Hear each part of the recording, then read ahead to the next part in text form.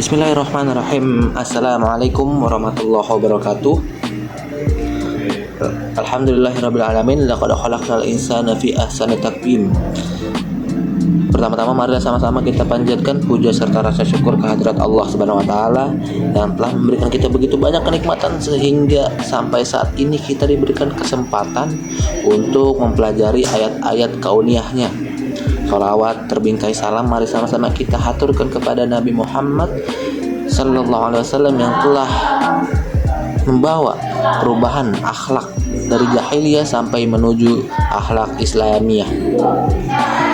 Yang kami hormati Ibu dosen kita, Ibu Sari Narulita MSI, dan teman-teman yang kami banggakan. Di sini saya tidak sendiri tentunya. Saya ditemani oleh teman-teman saya yang hebat. Yang pertama ada saya sendiri, yang kedua ada Aflahul Anam, selanjutnya ada Muhammad Syafi Revi, selanjutnya ada Adinda Sabrina, dan terakhir ada Halimah. Di sini kelompok 4 akan membawakan materi mengenai kepribadian dalam psikologi Islam. Sebagaimana dijelaskan dalam arti yang telah dibacakan tadi, laqad khalaqnal insana fi ahsani taqwim, sesungguhnya kami telah menciptakan manusia dalam bentuk yang sebaik-baiknya. Maka apa saja jenis-jenis sebaik-baik manusia tersebut?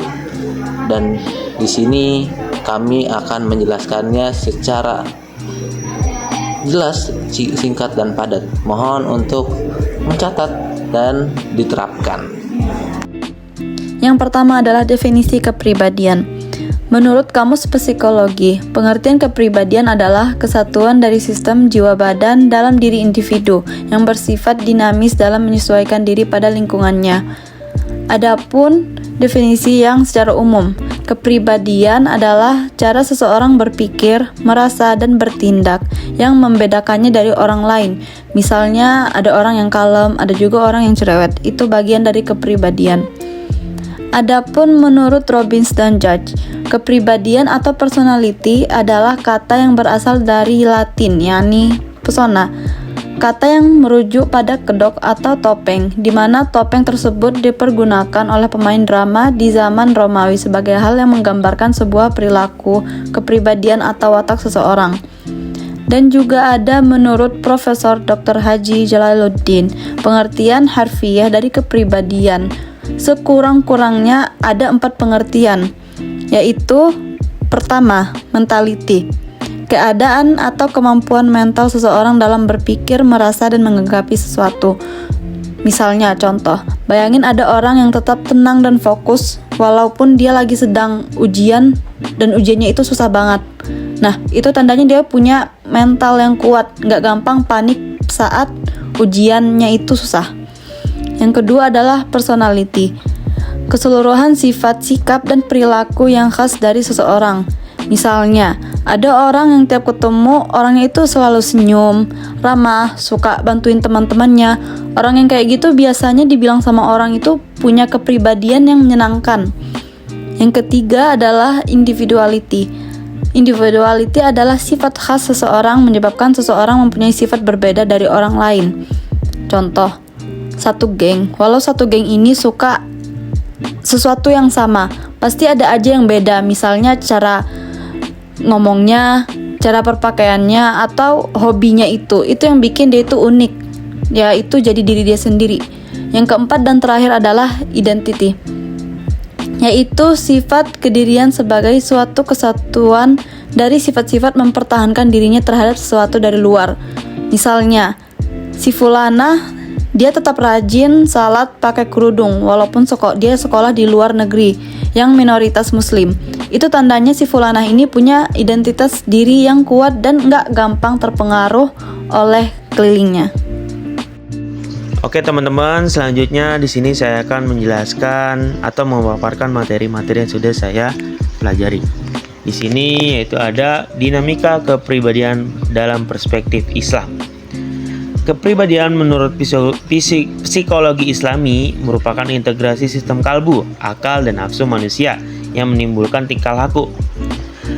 Aspek nafsani manusia memiliki 3 daya, yaitu yang pertama ada kalbu, yang kedua ada akal, yang ketiga ada nafsu. Yang kalbu merupakan sebagai aspek supra kesadaran manusia yang memiliki daya emosi. Yang kedua yaitu ada akal sebagai aspek kesadaran manusia yang memiliki daya kognisi. Yang terakhir yaitu ada nafsu sebagai aspek pra atau bawah kesadaran manusia yang memiliki daya konasi. Ketiga komponen tersebut bersatu untuk bisa mewujudkan suatu tingkah laku. Oke, selanjutnya yang pertama ada qalbu. Nah, qalbu ini memiliki kecenderungan natur ruh, nafs atau daya syahwat dan ghadab, dan juga memiliki kecenderungan natur jasad. Lalu sedangkan akal, dia memiliki kecenderungan antara ruh dan jasad. Lalu dilihat dari sudut tingkatannya, kepribadian itu merupakan integrasi dari aspek-aspek supra kesadaran atau fitrah ketuhanan, lalu kesadaran fitrah kemanusiaan, dan pra atau bawah sadar atau fitrah kebinatangan.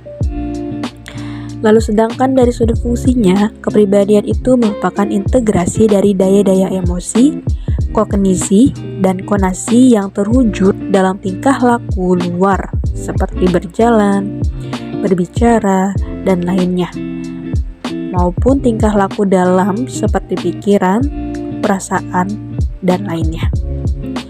Maka dalam pandangan Islam, kepribadian itu dibagi menjadi 3. Yang pertama ada kepribadian ammarah atau nafsal ammarah. Nah, menurut Nusodik dan Saputra, kepribadian ammarah adalah kepribadian yang lebih cenderung mengacu pada dunia dan mengejar prinsip-prinsip yang bersifat kenikmatan semata atau pleasure principle. Lalu kepribadian ini didominasi oleh perbuatan yang melibatkan hawa nafsu untuk melakukan perbuatan-perbuatan yang tidak baik dan dengan tingkah laku yang tercela. Lalu kepribadian ini adalah nafsu manusia yang selalu ingin memenuhi kehendak dirinya atau hawa nafsui di dalam segala aspek kehidupan dan tidak memperdulikan tentang hal yang berkaitan dengan agama, serta dia tidak memperhatikan keburukan yang dilakukannya bisa melanggar kaidah-kaidah dalam keagamaan. Nah, yang memiliki kepribadian ini maka otomatis ia menghilangkan rasa kemanusiaan karena sifat-sifat humanitasnya telah hilang. Lalu manusia yang memiliki kepribadian seperti ini tidak hanya akan merusak sifat kemanusiaan dari dalam dirinya sendiri, namun dia juga bisa merusak orang lain. Lalu selanjutnya yang kedua ada kepribadian lawamah atau nafsal lawamah. Nah, menurut Hasanah, kepribadian lawamah ini adalah kepribadian yang telah mendapatkan cahaya kalbu. Lalu ia bangkit untuk memperbaiki kebimbangan antara dua hal. Nah, kepribadian lawamah ini ketika manusia telah menjalankan perintah dari Allah dan melakukan kebaikan yang telah ditetapkan, lalu dia berusaha untuk menjauhi seluruh larangan yang telah Allah berikan, namun masih selalu lupa dan juga tergelincir dalam perbuatan yang dilarang. Nah, maka sehingga manusia nantinya ini yang memiliki kepribadian ini akan merasa menyesali dirinya akan perbuatannya. Nah, dalam upayanya yaitu juga kadang-kadang ada hasrat untuk melakukan perbuatan yang buruk karena disebabkan oleh watak gelapnya. Namun kemudian diingatkan oleh nur ilahi sehingga ia mencela perbuatannya dan setelahnya dia akan bertaubat dan beristighfar. Maka hal itu dapat dipahami bahwa kepribadian lawamah ini berada dalam dua kepribadian, yaitu antara kepribadian ammarah dan kepribadian mutmainnah. Nah, kepribadian lawamah ini juga merupakan kepribadian yang dikendalikan oleh akal pikiran. Nah, apabila sistem kendalinya berfungsi, maka akal mampu mencapai puncaknya seperti berpaham rasionalisme. Nah, selanjutnya yang ketiga ada kepribadian mutmainnah atau nafsal mutmainnah. Nah, kepribadian mutmainnah ini adalah kepribadian yang telah mendapat kesempurnaan nur kalbu dalam dirinya. Maka efeknya gimana? Efeknya dia akan meninggalkan sifat-sifat yang tidak baik. Nah, kepribadian mutmainnah ini merupakan jiwa yang ikhlas di mana manusia menjalani kehidupan dengan yakin dan menyerahkan seluruhnya kepada Allah Subhanahu wa Ta'ala saja. Lalu kepribadian ini selalu bergerak pada komponen kalbu yang mendapatkan kesucian dan menghilangkan segala kotoran yang ada pada dirinya. Maka orang yang memiliki kepribadian ini akan mendapatkan atau memperoleh ketenangan. Nah, kepribadian mutmainah ini juga bersumber dari kalbu manusia. Kenapa? Karena hanya kalbu yang mampu merasakan tuma'ninah. Kata surat Al-Ra'd ayat 28. Nah, sebagai komponen yang bernatur Allah, ilahiyah kalbu selalu cenderung pada ketenangan dalam melakukan ibadah, mencintai, bertaubat, bertawakal, dan juga mencari ridha Allah Subhanahu wa Ta'ala. Nah, orientisasi kepribadian ini adalah teosentris dalam surat Al-Naziyat ayat 40-41. Oke, selanjutnya bagian ketiga ada faktor-faktor pembentuk kepribadian yang akan dijelaskan oleh teman saya.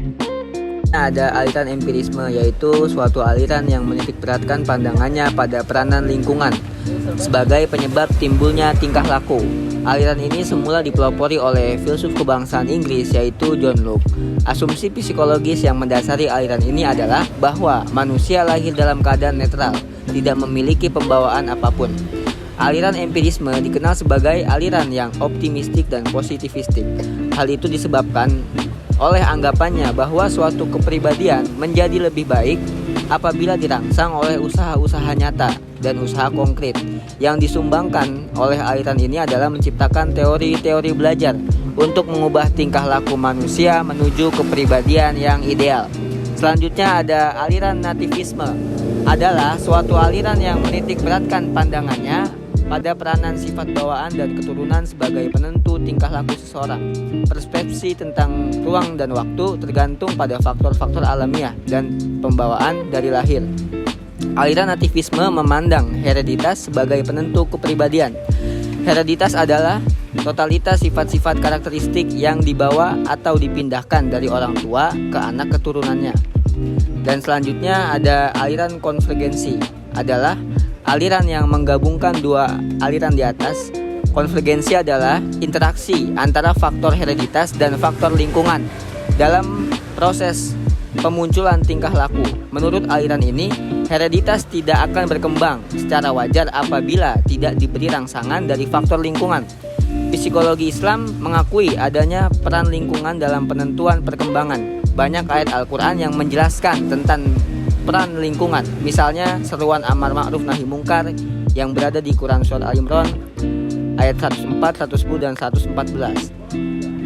Belajar menuntut ilmu agama, kemudian mendakwahkan untuk orang lain yang terdapat di surat At-Taubah ayat 122, dan seruan kepada orang tua agar memelihara keluarganya dari tingkah laku yang memasukkan keluarganya ke dalam neraka, dan itu dijelaskan di dalam Quran surat At-Tahrim ayat 6. Alhamdulillah, telah berakhirnya pemaparan kami. Mungkin di sini saya sebagai penutup akan mengulas sedikit dari apa yang kami presentasikan. Yang tadi di awal ada definisi kepribadian, yang kedua ada struktur kepribadian menurut Islam, dan juga terdapat faktor-faktor pembentuk kepribadian.